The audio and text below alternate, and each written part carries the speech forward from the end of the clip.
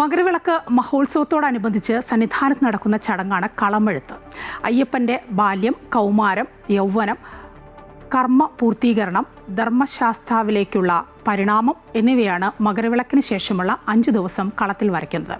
റാന്നി കുന്നേക്കാട് കുറുപ്പന്മാരുടെ കുടുംബത്തെയാണ് കളം വര മുതൽ ഗുരുതി വരെ നടത്തുന്നതിന് പന്തളം കൊട്ടാരം ചുമതലപ്പെടുത്തിയിരിക്കുന്നത്.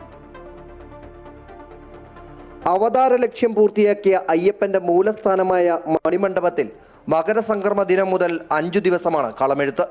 അയ്യപ്പന്റെ ബാല്യം മുതൽ അവതാര ലക്ഷ്യം പൂർത്തിയാക്കി ശാസ്താവിലേക്ക് വിലയം പ്രാപിച്ചതുവരെയുള്ള ചരിത്രമാണ് കളമായി മാറുന്നത്. ആദ്യ ദിനം ബാലമണികണ്ഠൻ, 2ാം ദിനം വില്ലാളി വീരൻ, രാജകുമാരൻ, അടുത്ത ദിനം പുലിവാഹനൻ, 5ാം ദിനം തിരുവാഭരണ വിഭൂഷിതനായ ധർമ്മശാസ്താവിന്റെ രൂപവുമാണ് കളമായി എഴുതുന്നത്. പന്തളം കൊട്ടാരത്തിൽ നിന്നും നൽകുന്ന പ്രകൃതിദത്തമായ നിറങ്ങൾ കൊണ്ടാണ് കളമെഴുത്ത്. കളം എഴുതുന്നത് 5 ദിവസം 5 ഭാവത്തിലുള്ള കളമാണ് എഴുതുന്നത്.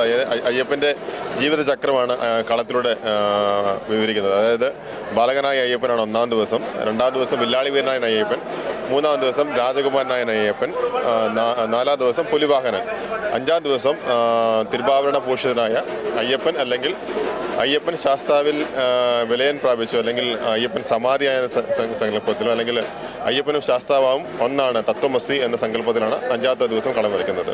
അവസാന ദിനം ശരംകുത്തിയിലേക്കുള്ള അയ്യപ്പന്റെ എഴുന്നേൽപ്പിനും അവിടെ നടക്കുന്ന നായാട്ട് വിളിക്കും ശേഷം തിരികെ എത്തിയാണ് കളം വായിക്കുന്നത്. രതീഷ് അയ്യപ്പക്കുറുപ്പിനെ കൂടാതെ അജിത് ജനാർദ്ദനക്കുറുപ്പ്, ജയകുമാർ ജനാർദ്ദനക്കുറുപ്പ് എന്നിവരാണ് ചടങ്ങുകൾക്ക് നേതൃത്വം നൽകുന്നത്. ക്യാമറമാൻ സനിൽകുമാറിനൊപ്പം രജിത് കുമാർ, അമൃത ന്യൂസ്, സന്നിധാനം.